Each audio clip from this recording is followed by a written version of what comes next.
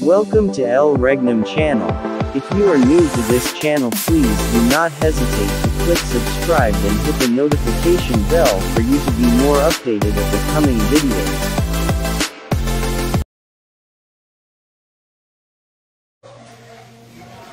Maraming salamat, Mari.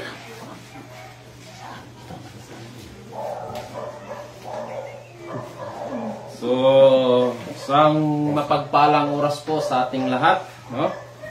So, bago po natin talakayin ang ating paksa sa gabing ito, ako po muna ay nagpapasalamat at humihingi po ng gabay sa aming mahal na dakilang guro, na siya po ang aming supremo sa kaharian ng Diyos, na walang iba, ang aming supreme founder of the kingdom of God, His Majesty, Supreme King Pilimon Undok Riam Bonanza. So yan po mga kapatid ang ating supremo, no, sa kaharian ng Diyos, na siya po ang nagtatag ng the kingdom of God sa ating bansang Pilipinas, no? Isinigaw po niya ito sa taong 1982 at kanya pong inirehistro sa Security Exchange Commission sa taong 1992, no? Sa July 27. So yan po ang nagtatag ng the kingdom of God sa ating bansang Pilipinas. So isang mapagpalang oras po sa inyo po, mahal namin. At ako po ay nagbibigay galang at pumupugay sa kanyang mahal na anak na siyang kasalukuyan ngayon na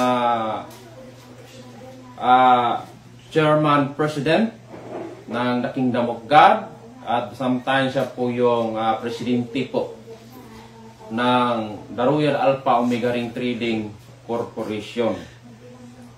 So walang iba po ang aming mahal na dakilang guro, or aming mahal na prinsipe, o walang iba, mahal na Prinsipe Rocky Y. Riam Bonanza. Isang mapagpalang oras po, mahal na prinsipe.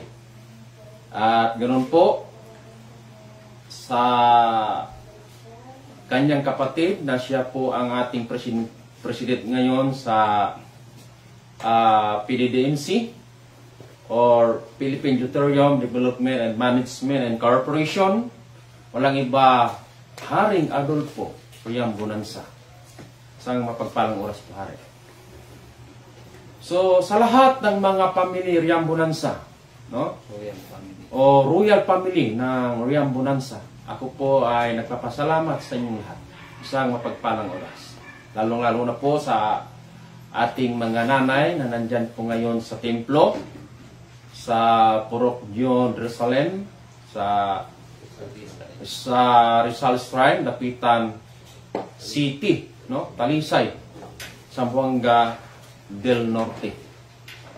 At sa lahat din ng mga pinili at hinirang ng Diyos sa buong Pilipinas, no? Mula sa regional, no? Mula Region 1 hanggang Region 12, no? Isa na po dyan na nakibilangan po ng aming regional director sa Region 2. Walang iba, Haring Edgar Palor Ligotom. Mayong gabi, Hari, isang mapagpalang oras. Lalong-lalo na po sa iyong Reyna, na walang iba, Reyna Ros Ligotom, at ganoon din sa inyong mahal na prinsesa, no? Isang mapagpalang oras. So sa lahat din na hinirang ng Diyos mula sa mga 70 prophets, no? Sa buong Pilipinas po yan. Sa loob ng Kingdom of God o kaharian ng Diyos. Isang mapagpalang oras mula kay Haring Gerson de Losario, na siya po yung provincial leader dyan sa Biskaya, no? At meron din po si Reyna Shirley de Losario. Isang mapagpalang oras po sa iyo, Reyna, no? Destino po siya bilang provincial leader sa Biskaya din.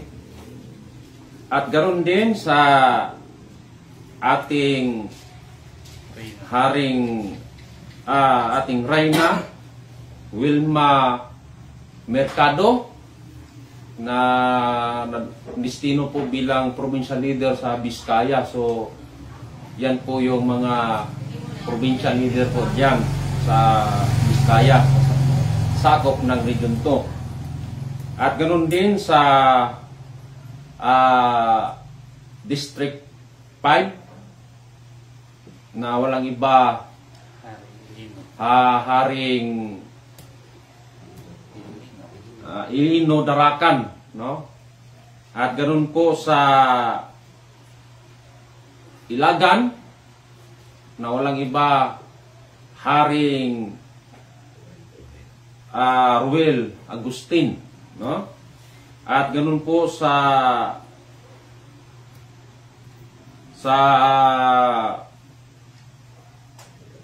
ating kapatid po sa na destino po diyan sa mula, no, sa mula San Pablo, no? San Pablo sa Ilagan din, no? Parte ng boundary ng Ilagan, no? Na walang iba si Haring Edelberto Lasiruna. At ganun din sa Region 4, District 4, ano? District 4, si Haring Oliver Resurrection. At ganun din sa ating kapatid, na walang iba, si Prince J.B. Salis, na isang provincial leader po dyan, particular sa Cagayan Valley, no? Or Tugigaraw. At ganoon din, ako yung nagpapasalamat din sa ating kapatid ng may bahay dito sa aming paglalayban, no? Na walang iba si Haring Robel Baltasar, na siya po ang provincial leader sa province of Quirino, na dito po namin ginanap ang pag-live sa Facebook, no? So sa lahat ng mga provincial leader o 70 prophets sa buong Pilipinas, isang mapagpalang oras po sa ating lahat. At hanggang doon sa mga hinirang ng Diyos na mula sa mga ebanghilista o tinatawag na mga municipal leaders mula buong Pilipinas po yan, at hanggang sa barangay leader sa buong Pilipinas, down to purok leader, isang mapagpalang oras po sa ating. So ako po yung nagpapasalamat sa oras na ito sa lahat ng mga tagapagsubaybay, lalong-lalo na po itong programa sa The Kingdom of God. At lahat ng mga viewers namin, kami po ay nagpapasalamat sa lahat upang mapakinggan ninyo kung ano po ba ang programa ng Diyos sa daigdig, no? Kaya kami ngayon sasangyaw o nagpapahayag sa live sa Facebook upang malaman, no, yung mga programa ng Diyos. Lalong-lalo na po sa lahat ng gustong malaman nila kung ano ba yung plano ng Diyos. Bagaman marami din ang nagpapahayag sa salita ng Diyos, so yan po ay totoo din na inutusan din sila ng Diyos upang ang tao ay hindi lubos na maging masama. Kaya nandyan po yung ating mga religion group, no? Para kasama din natin sila upang magpapahayag sa mabubuting balita sa Diyos. Upang ang mga tao ay maligtas sa anumang kapahamakan. Kaya pasalamat din kami sa lahat. Kaya ako po ang iyong lingkod ngayon sa oras na ito. Walang iba, Haring Roger Pagumpana. Nagpapasalamat po ako sa lahat ng aking mga kasamaan po dyan sa probinsya ng, no, mula sa munisipal ng San Mariano, Isabela. Walang iba si Haring Placido Siringan, no? Isang mapagpalang oras sa iyo, Hari. At ganun po yung mga barangay leader natin dyan sa Reyna Mercedes, no? Mula kay Rodolfo Tilan, Ambatali. Isang mapagpalang oras, pare. At ganun din po ako nagpapasalamat sa isa pong leader po na sa ano dyan po sa bayan po ng Nagilian, no? Na walang iba si Reyna Maxima Lial Ballesteros, no? Siya po yung nakadestino po diyan sa Nagilian, no? Bayan ng Nagilian. Isang mapagpalang oras po sa iyo, Reyna. So, darako po tayo ngayon sa ating tema sa gabing ito. Tungkol po ito sa programa ng Diyos, yung Kingdom of God. Yan po ang ating tema. So, sasabihin ko po sa inyo na ang Kingdom of God, hindi po yan religion. Hindi religion. Kundi ang Kingdom of God, yan po ay divino gobyerno ng Diyos o divine government of God. So, nasabi po namin na hindi religion. Hindi non-sectarian, non-politician, non-prophets, non-Russian. Kundi ito po ay gobyerno ng Diyos. Bakit gobyerno ng Diyos? Sapagkat ang Diyos ay maghari sa buong sanglibutan. Bakit sanglibutan? Kasi may tao. Kaya tinawag ng Diyos na sanglibutan. Kasi mayroong tao. So, ang tanong, saan po niya una itong ipinangaral ang tungkol sa mabubuting balita sa kaharian ng Diyos? At ang tanong, sino ang pinili ng Diyos upang siya ang magtayo sa kaharian ng Diyos?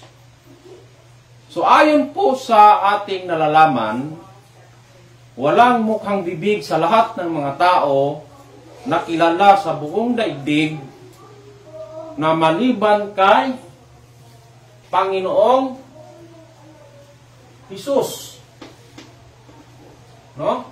Na siyang Kristo. Di po ba? So, ibig sabihin,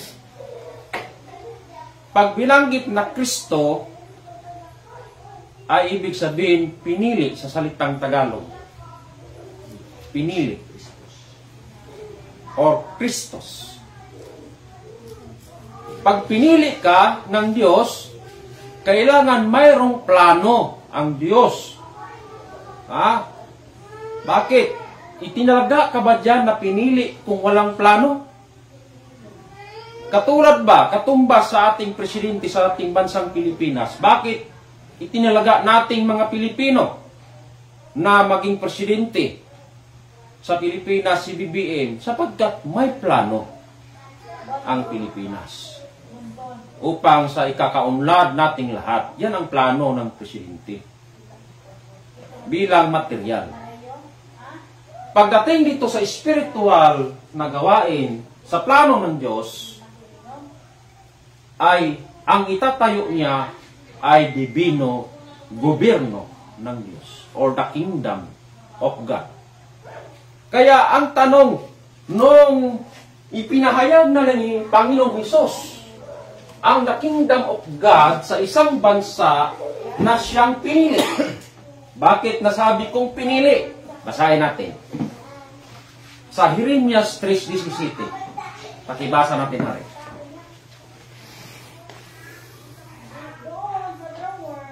Ano ang sabi? So, ganito po ang sinasabi. Sa panahong yaon ay tatawagin nila ang Jerusalem na luklukan ng Panginoon. At lahat ng mga bansa ay mapipisan doon sa pangalan ng Panginoon sa Jerusalem. Hindi na rin lalakad pa man sila ng ayon sa pagmamatigas ng kanilang masamang kalooban.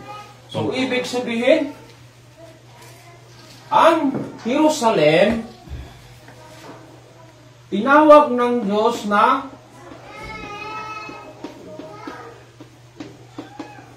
luklukan ng Diyos. No? Luklukan ng Diyos. So, pag binanggit na luklukan, tirahan ba ng Diyos? Tirahan. Ibig sabihin, pinili niya ang Jerusalem. Pero sa bansang Israel. Kasi ang sentro ng Israel, Jerusalem man. Katulad ba sa bansang Pilipinas? Ano ang sentro ng bansang Pilipinas? Di ba yung Manila? No? Kaya ang Jerusalem, yan po ang pinili ng Diyos upang doon ba tumira ang Diyos. Sa plano na doon itayo ang kaharian. Ngunit ang tanong sa ating lahat, mga kapatid, umupo ba ang ating Panginoong Hesukristo na bilang Diyos doon sa isang bansa na tinawag na Israel? Or nasubukan ba ng ating Panginoong Hesus? Bagaman kilala sa buong daigdig na siya ang Diyos, ngunit ang tanong, nasubukan ba ng ating Panginoong Hesus na kahit ba isang saglit ba, kahit isang minuto lang, na umupo bilang Diyos sa isang bansa? O di kaya hari, sapagkat si Hesus hari ang kanyang titulo. Hari, kilalang hari. Bakit? Anong sabi ng mga Hudyo sa kanya? Ha? Kilala ka namin. Pakibasa na lang. Pakibasa na lang rin. Sa Juan 8:52.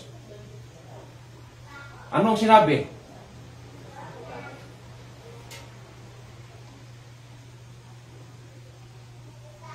Ano ang sabi sa ating Panginoon, sa mga tao?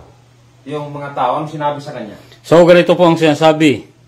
Sinabi ng mga Hudyo sa kaniya, ngayon nalalaman naming meron kang demonyo. Namatay si Jesus, namatay si Abraham at ang mga propeta.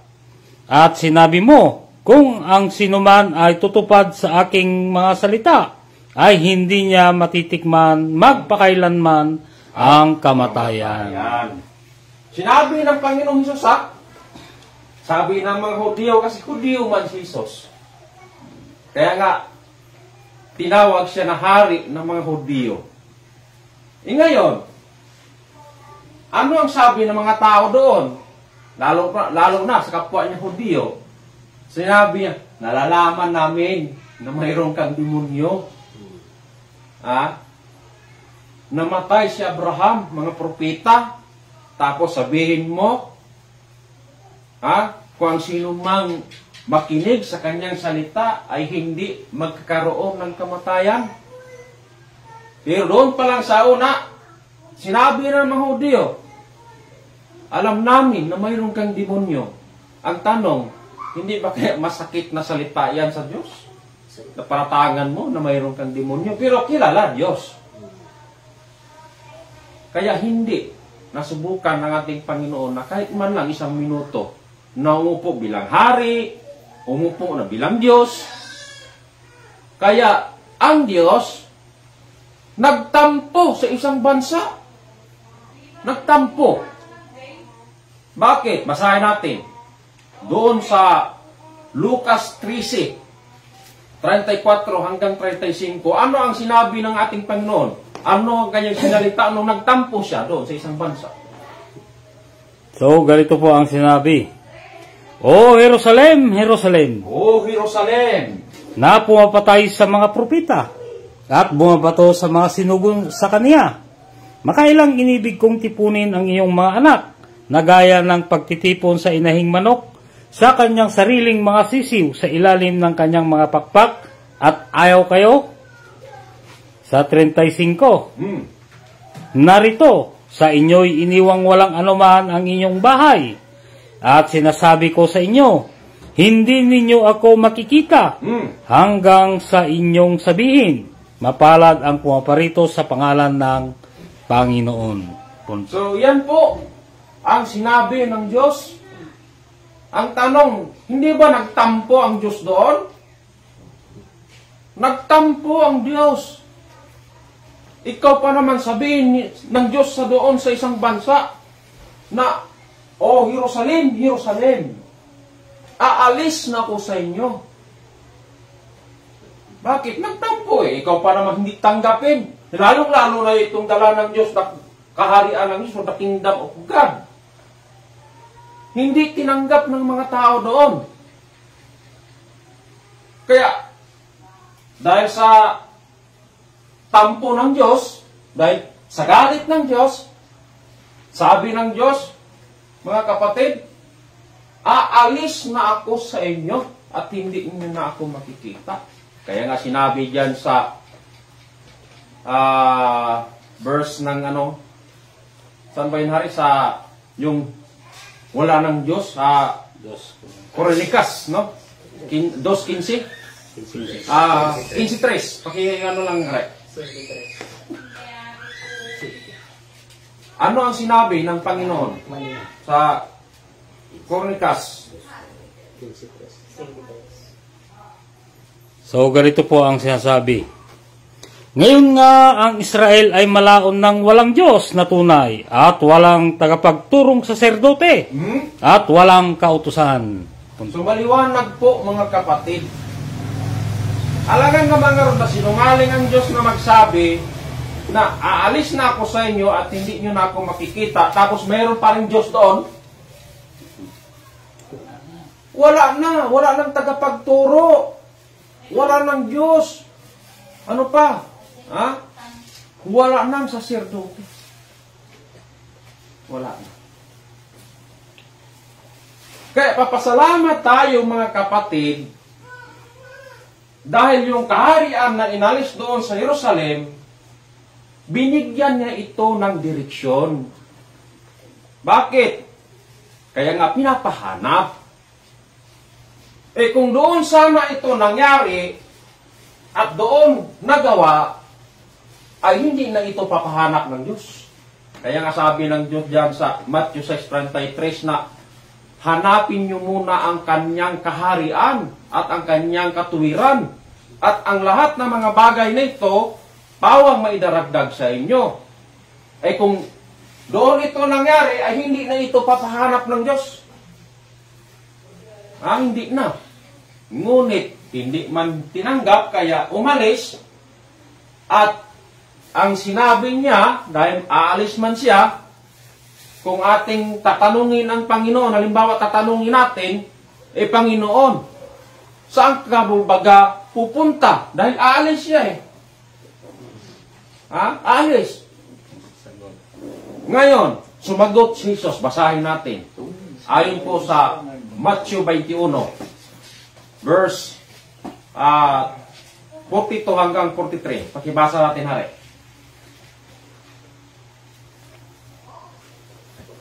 So, ganito po ang sinasabi.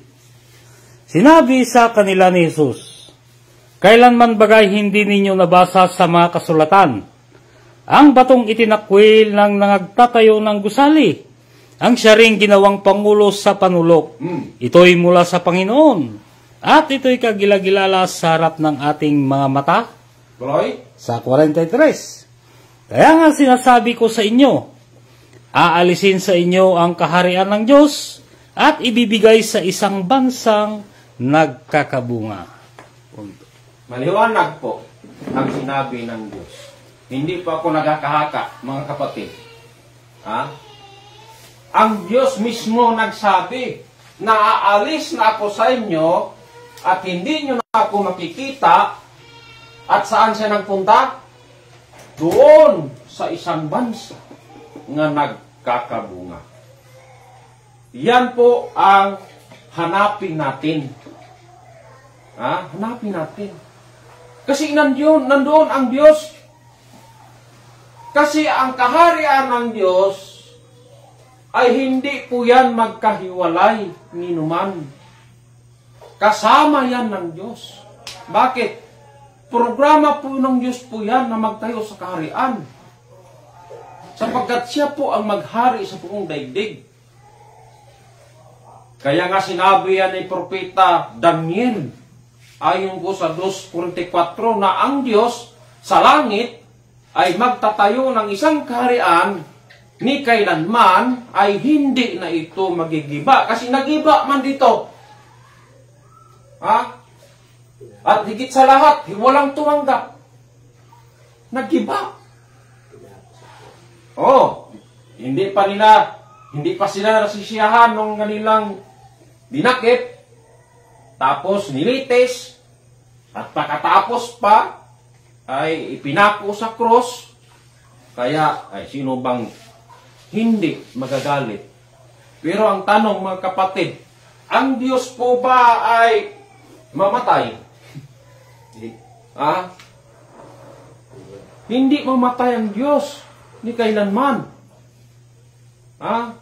Ngunit yung katawan na kanyang pinasukan, na kanyang pinili, katulad ba ni Jesus, mayroon siyang katawan, may laman, para matupad yung hula na yung Diyos umalis doon sa kanyang katawan, bakit hindi man siya tinanggap,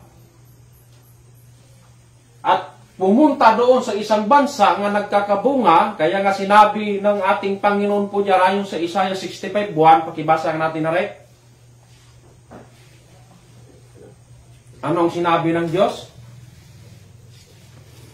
So, ganito po ang sinasabi. Ako'y napagsasanggunian ng mga hindi nagsisipagtanong tungkol sa akin. Ako'y nasusumpungan nila na hindi nagsihahanap sa akin. Aking sinabi, narito ako, narito ako. Sa bansa na hindi tinawag sa aking pangalan. So, yun. Maliwanag po, mga kapatid. Aking sinabi. Ang Diyos nagsabi doon, aking sinabi, narito ako sa isang bansa na hindi tinawag sa aking pangalan. Pero pag speaking sa kaharian ng Diyos, lalong-lalo na po ngayon, ito ay dagdag ko lang. Pag binanggit ang kaharian ng Diyos, agad-agad po yan ituturo doon sa taas. Doon po sa taas ang kaharian ng Diyos. Pagtanungin mo naman, saan banda doon, Brad? Basta doon sa taas. So, ibig sabihin, hinakahaka nila ang kaharian ng Diyos. Ngunit ang Diyos na nagsabi, na alisin ko sa inyo ang kaharian at ibigay sa isang bansa, at sinabi pa niya, narito ako. narito ako sa isang bansa na hindi pa tinawag sa aking pangalan.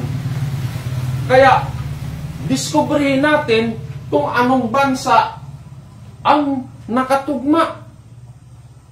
Kaya nagbigay ang aming mahal na dakilang guro ng mga palatandaan sa paghanap na yan po ay aming pinapahayag sa inyo na sana po maintindihan ninyo ng mabuti. Bagaman kung mayroon na kayong aral sa salita ng Diyos, ay ang sa amin naman na idadagdag po namin yung kaalaman para higit na maunawaan yung nalalaman ninyo tungkol sa programa ng Diyos sa daigdig. Kaya nga, saan po natin ito hanapin? Kasi pinapahanap man ng Diyos. Kaya nagbigay sa amin ng aming divine mentor sa kaharian ng Diyos na walang iba ang aming Supreme Founder of the Kingdom of God, His Majesty, Supreme King Pilimon Ondok Riambunansa, na mayroon pong 13 testimony sa ating bansang Pilipinas na siyang nakatugma doon sa propesya sapagkat ang banal na kasulatan mayroon pong 4 factors in the Bible. Unang-una po yung propesya at ang pangalawa po yung history at yung pang-tatlo po yung tinatawag na mathematics at yung pang-apat yun po yung science or siyensya. 4 factors in the Bible. Yan po ang ating alamin para hindi natin ito basta-basta ituturo kung nasaan ang kaharian ng Diyos.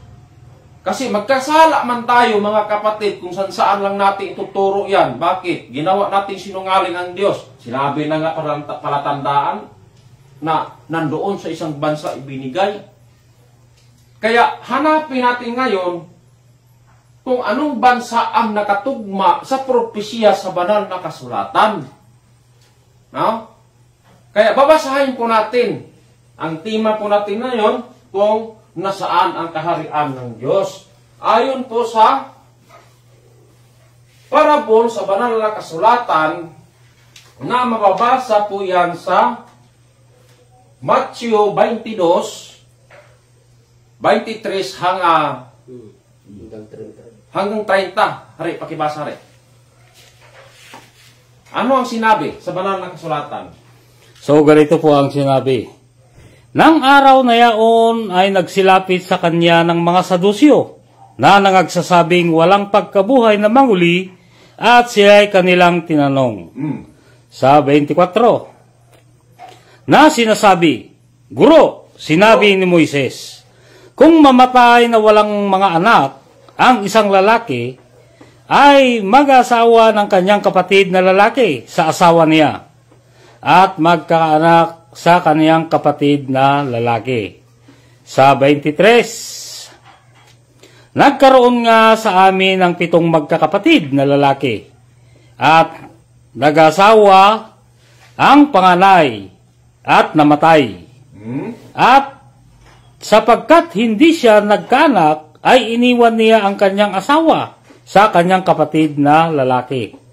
Sa 26, gayon din naman ang nangyari sa pangalawa at sa pangatlo hanggang sa ikapito. Sa 27, at sa kahuli-hulihan nilang lahat ay namatay ang babae. Sa 28, sa pagkabuhay nga maguli, sino kaya doon sa 7 ang magiging asawa sapagkat siya ay naging asawa nilang lahat?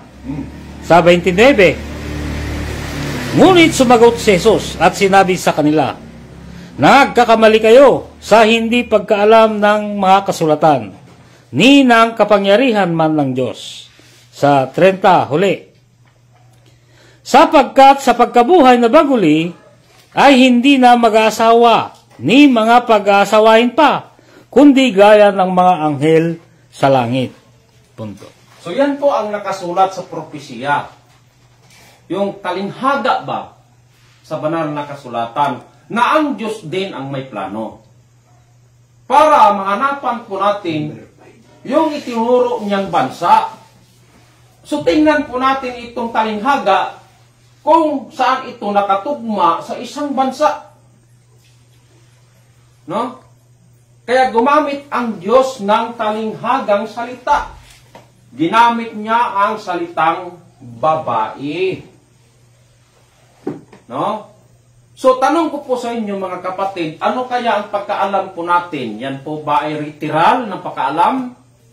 O yan po ba ay talinghaga sa salita ng Diyos?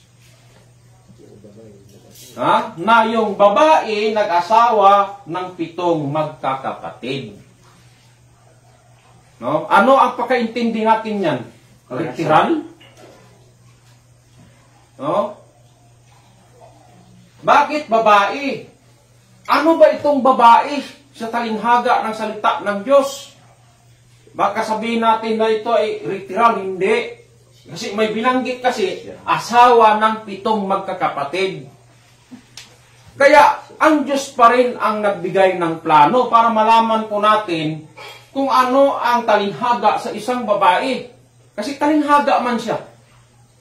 Ginamit ng Diyos sa parabol kung nasaan ang kaharian ng Diyos. Ngayon, basahin natin doon sa Revelation 17:18. Pakibasa natin, hari. So, ganito po ang sinabi. At ang babae na iyong nakita ay ang dakilang bayan na naghahari sa mga hari sa lupa. So, ibig sabihin, hindi pala literal ang pagkaalam natin na binanggit ng Diyos na ginamit kung nasaan ang kaharian ng Diyos. Sabi ng Diyos, ang babae na inyong nakita ay siyang dakilang bayan. No? Bayan. Na nagharian ng mga hari sa lupa na hindi pa tumanggap sa kaharian ng Diyos. Ngunit, naghari. Naghari. Ngayon, ang tanong, anong bansa ang tinutukoy ng Diyos na nagharian ng 7 mga hari? Tingnan natin ang kilos ng galaw sa kaharian ng Diyos at kilos at galaw sa daigdig at higit sa lahat yung kilos at galaw sa isang bansa kung saan ito nakahanay o tumugma at saan naganap. Kasi sinabi sa parabol, ang babae na iyong nakita ay siyang dakilang bayan. Ano kayang bansa yan? Kasi sinabi ng Diyos, aalisin ko sa inyo ang kaharian at ibigay sa isang bansa na nagkakabunga. Na ang babae ay nag-asawa ng 7 magkakapatid. So ang tanong, ayon po sa aming dakilang guro, na siya po ang divine mentor sa Kingdom of God, itinuro niya ang ibig sabihin sa parables na ito. Na ang 7 magkakapatid, ito pala yung mga pangulo. No? Pangulo sa ating bansang Pilipinas. Bakit pangulo? Na bakit 7 na magkakapatid na naging asawa sa babaeng ito? 7. Kasi kung ating balikan, unang-una, sino po ang presidente sa ating bansang Pilipinas nung una? Walang iba si Manuel Quezon. Yan po ang unang asawa na tinutukoy sa parabola, sa parables. Ngayon, pangalawa, si Manuel Rojas. At pangatlong naging asawa sa babae ito, si Elpidio Quirino. At yung pang-apat, si Ramon Magsaysay. At yung pang-lima na tinutukoy na si Carlos Garcia. At yung pang-anim na tinutukoy ay si Diosdado Macapagal. At ang pang-pito, walang iba si Ferdinand Marcos Sr. Bakit? 7 magkakapatid na naging asawa sapagkat sila yung mga pangulo ba doon sa parabola na ang babae na inyong nakita ay siyang dakilang bayan na siyang bansang Pilipinas. Bakit? Yan man ang nakatugma, nakakuha sa parabola sa sinabi ng Diyos. Ha? Sinabi ng Diyos. So ang tanong mga kapatid, nakatugma ba ito sa ating bansang Pilipinas na mayroong 7 magkakapatid na naging asawa sa babaeng ito? Tunay po na sila po yung 7 mga pangulo. Ibig sabihin ba, elected president sa ating bansang Pilipinas. Dahil parabola man, talinghagang salita sa Diyos, kung nasaan ang kaharian ng Diyos ibinigay, so hindi po kami mahiya.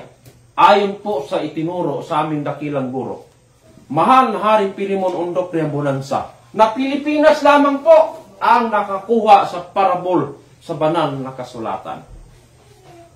Ha? Siya yung tunay na nakaakma. Bakit? Saan po ito naganap? Yun ang tanong ko po sa inyo. Ha? Saan naganap ito? Walang iba sa ating bansang Pilipinas. Kaya nasaan ang kaharian ng Diyos ngayon? Ha? Walang iba. Bansang Pilipinas. Kaya po ang aming pinapahayag sa ating lahat, mga Pilipino. Bakit? Para malaman po natin yung programa ng Diyos sa daigdig. Na hindi lang tayo nagbabase na kung saan-saan na lang natin marinig, isang-saan na lang natin yan ituturo. Kaya nga yung mga iba, tinuturo sa ating puso na yan po ang kaharian ng Diyos. Bansa pa naman ang tinutukoy ng Diyos. Kaya, yan po mga kapatid. Nandito po kami ngayon sa grupo ng The Kingdom of God sa pamamagitan po ng aming Divine Mentor, Supreme Founder of the Kingdom of God, His Majesty Supreme King Pilimon Undok Riambonansa. Kaya, yan po ang programa na hindi po kami mahiya na dito talaga sa ating bansang Pilipinas. Mga kapatid. Kaya yan po ang programa sa ating mahal na dakilang guro na consumatum is. Ayon po sa pamagat. No? Na ang ibig sabihin ng consumatum is ay natapos na ang gawain ng Diyos. Bakit natapos? Saan ba ito nag-umpisa? No? Ito po yung umpisa, mga kapatid, sa panahon ni Adam. No? Sa panahon ni Adam.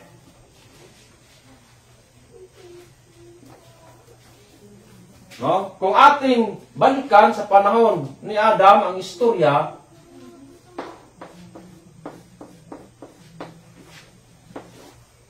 mga kapatid, siya po ang ginamit ng Diyos sa mga saling-saling lahi. No? Siya po ang ginamit. Sapagkat dalawa man ang binanggit ng Diyos. Kaya, ayon po sa aming pamagat, nung binasa kanina na consumatum est. Yung introduction ba? na consumatum is, na ibig sabihin natapos ng lahat. Kaya balikan po natin ang panahon ni Adam. No? Sa panahon ni Adam, pumili ang Diyos ng binhi, balahi ni Adam. Kaya kung ating babasahin sa banal na kasulatan yan sa 1 Corinto 15 hari, pakibasa natin hari. 1 Corinto 15 verse 45 hanggang 47. Pakibasa natin hari. 1 Corinto 15, 45. So, ganito pa ang sinasabi. Gayon din naman nasusulat, ang unang tao si Adam ay naging kaluluwang buhay, ang huling Adam ay naging espiritu, nagbibigay buhay. Tuloy. Sa 46, bagaman ang ukol sa espiritu ay hindi siya ang una, kundi ang ukol sa lupa, pagkatapos ang ukol sa espiritu. Sa 47, ang unang tao ay tagalupa, na ukol sa lupa. Ang ikalawang tao ay tagalangit. Sa 48, kung ano ang ukol sa lupa, ay gayon din naman silang mga tagalupa. At kung ano ang ukol sa langit, ay gayon din naman silang tagalangit. Sa 49, at kung paanong tinaglay natin ang larawan ukol sa lupa, ay tataglayin din naman natin ang larawang ukol sa langit. Yun. So, ibig sabihin, dalawa ang binanggit na Adam. Dalawa. Sinabi ito na ang unang Adam ay ukol sa lupa. Ngayon, ang ikalawang Adam ay tungkol po sa langit. So, kung ating balikan ang programa mula kay Adam, siya po ang nagdala ukol sa lupa. Ibig sabihin, mayroon pong lahi. No? May lahi si Adam. Kaya kung ating basahin po yan sa banal na kasulatan mula kay Adam, Sit, Enos, Kainan, Mahal, Harid, Inok, Matusila, Lamay, hanggang kay Noah, yan po ay mga lahi ni Adam. Mula kay Noah, Sim, Apaksad, Sila, Eber, Pilig, Siro, Rio, Saroa, Nakor, Tari, hanggang kay Abraham. No? Abraham. Ang tanong, yan ba ay mga lahi ni Adam? Tunay mga lahi ni Adam. Kaya mula kay Abraham hanggang kay Isaac at hanggang kay Jacob, mga lahi ni Abraham. No? Jacob hanggang kay Jose. No? Hanggang kay Jose. Hanggang sa paglabas ng Mesiya o sinugo upang tagapagligtas sa bansang Israel na si Panginoong Hesus, mga kapatid, lahi yan ni Adam. Kaya kung ating babanggitin doon sa banal na kasulatan, doon sa Isayas 41:4, pakibasa natin na rin.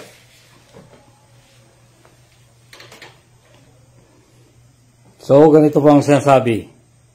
Sinong gumawa at yumari na tumawag sa mga salit-saling lahi mula ng una? Akong Panginoon. Akong Panginoon. Ang una at kasama ng huli. Ako nga. Ibig sabihin, Diyos ang nagsabi. Sino ang tumawag ng mga saling-saling lahi mula ng una hanggang sa huli? Ako nga. Bakit? Mula kay Adam hanggang kay Jesus Christ, pang 60 na generation. Pagdating dito kay Jesus Christ, ang programa ni Jesus Christ, siya yung nagputol sa mga binhi mula kay Adam. Bakit siyang nagputol? Wala man siyang asawa. Walang anak. Ibig sabihin, naputol dito ang mga lahi. Yung bloodline. Naputol dito. Kasi wala siyang anak. Para matupad ang hula ng salita ng Diyos, mga kapatid, gumamit siya ngayon ng mga saling-saling lahi. Gumamit siya ng every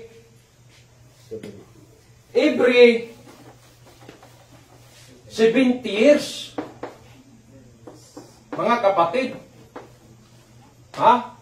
gumamit siya ng every 70 years na mula kay Tiberius Claudius, Caesar Augustus Germanicus, Gaius Caecilius Secundus, hanggang kay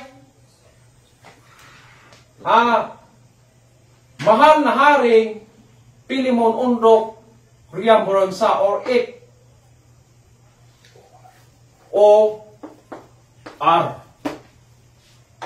Mula dito sa aming mahal na dakilang guro, 70 years ang ginamit ng Diyos. 70 years. Dito kay Panginoong Hesus, sa mga bloodline, ang ginanap ni Panginoong Jesucristo. Siya yung pamagitan sa mga binhi mula ng una. Natapos dito kay Panginoong Jesucristo. Kasi wala siyang anak, walang tagapagmana. Kaya gumamit ang Diyos na naman upang magpatuloy ang istorya sa kaharian ng Diyos o sa mga lahi ng Diyos. Kailangan gumamit siya ng every 70 years. Para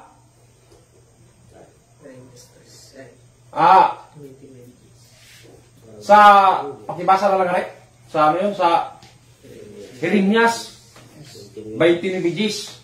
Pakibasa na tayo. Jeremias 29 Gis. So, ganito po ang sinasabi. Sapagkat ganito ang sinabi ng Panginoon, pagkatapos na maganap ang 70 taon, 70 taon sa Babylonia, aking dadalawin kayo, at aking tutuparin ang aking mabuting salita sa inyo, sa pagbabalik sa inyo sa dakong ito. Kaya mula dito kay Jesus Christ, hanggang sa aming mahal na dakilang guro, mahal na haring Pilimon Undok Riamburansa, gumamit ang Diyos sa every 70 years. No? Para matupad ang huling Adam na gawa ay tagalangit na siyang gawa sa Espiritu ay dumating. Kaya si Mahal Hari, siya po yung pang 88 na generation na ginamit ng Diyos. 88 na generation na ginamit ng Diyos na mayroong laman at katawan. Sa every 70 years. So, ibig sabihin, sa 70 years na ginamit ng Diyos, si Mahal na Hari ang nagputol. Bakit? Kaya, konsumatong is, pinutol na ba ni Mahal na Hari ang every 70 years? Kaya siya yung pang 88 at pang 89 para maputol yung every 70 years. Bakit? Kasi dumating yung tunay na ikalawang Adam na gawa sa tagalangit, na gawa sa Espiritu na magbibigay buhay. Bakit? Sino? Si Mahal na Prinsipe, Mahal na Prinsipe Rocky Y. Riamburansa.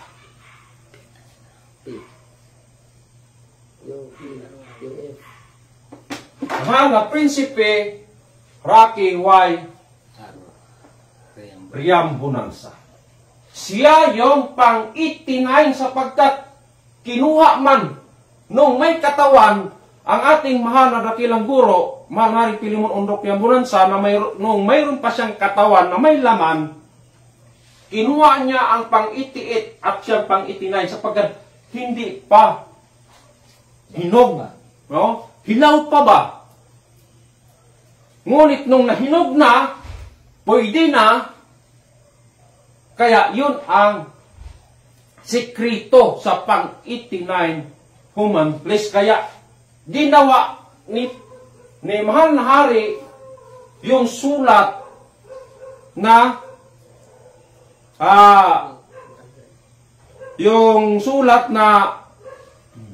yung consumatum est. Siya yung may lagda dyan. Nang ibig sabihin, every 70 years, tapos na. Tapos na. Kaya, ito yung pang-89 na generasyon, si mahal na Prinsipe Rocky Y. Riamburansa. Siya yung the last Adam na gawa sa espiritong nagbibigay buhay. Bakit? Hindi naman pwede na wala siyang katawan, walang laman, kaya human flesh eh. Kailangan na mayroong laman, na may katawan yung espiritu na nagbibigay buhay. Bakit? Yung espiritu sa unang Adam pumasok dito. Bakit? Sapagkat yung espiritu na siyang berbo. Nang ibig sabihin ba? Walang katawan. Hindi makita. Para maging may laman, pumasok siya sa pang-89 human flesh. Basahin po natin yan sa Juan 1:1. Basahin po natin rin. Juan 1:1. Oh. So, ganito po ang sinasabi. Nang pasimula siya ang berbo, at ang berbo ay sumama sa Diyos, at ang berbo Sumasa atin. At ang berbo ay Diyos. Ay Diyos.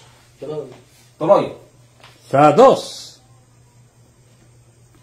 Ito rin ang pasimulay suma sa Diyos. Sumasa Diyos. Tuloy mo. Sa 3. At lahat ng mga bagay ay ginawa sa pamamagitan niya. At alinman sa lahat ng ginawa ay hindi ginawa kung wala siya. Sa 12. Datapwat ang lahat ng kaniya'y nagsitanggap. 14. Iya, 14. Itaas mo. Ay, baba mo. At nagkatawang tao ang berbo. Yan. At tumahan sa gitna natin. At nakita namin ang kaniyang kalwalhatian. Kalwalhatian gaya ng bugtong na ama. Napuspos ng biyaya at katotohanan. Yan po ang programa, mga kapatid. Kaya, yung sinabi natin na hindi pa tapos, kung hindi natin maintindihan yan, ay talagang magsalita talaga tayo ng walang katotohanan. Sundan natin yung pattern sa Diyos. Bakit tinapos ni Manhari ang every 70 years? Tapos na yung programa nila. Tapos na rin ang daigdig. Oh. Kaya, yan po ang ibig sabihin, mga kapatid. Sino na ngayon ang the last Adam? Walang iba. Ang ating mahal na prinsipe, na mayroon siyang laman at katawan, na doon pumasok sa kanya ang Espiritu Santo ng Diyos upang magbigay buhay. Lalong-lalo na unang-una yung pagbigay buhay itong ating deuterium. Yan ang isa na makapagbigay buhay. ng tao. Eh, sino namamahala sa ating deuterium? Ha? Sino namamahala? Oh, mahal na rin. Eh ngayon, saan niya naatang ang kanyang kapamathalaan at ang kanyang kapangyarihan at ang kanyang kaharian? Di ba dito sa anak?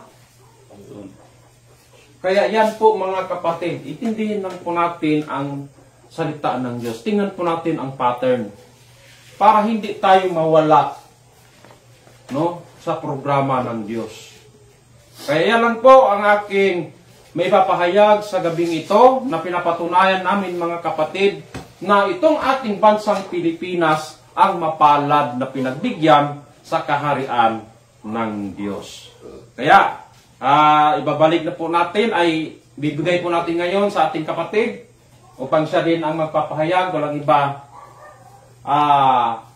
Haring Ramil Tadya.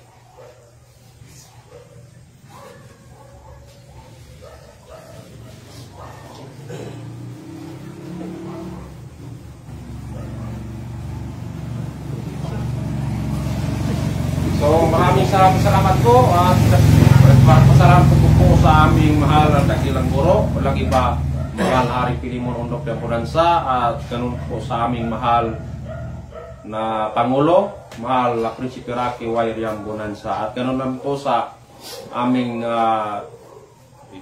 regional sa region ito, walang iba, Haring Edgar Palor Ligutong. Isang mapagpalang oras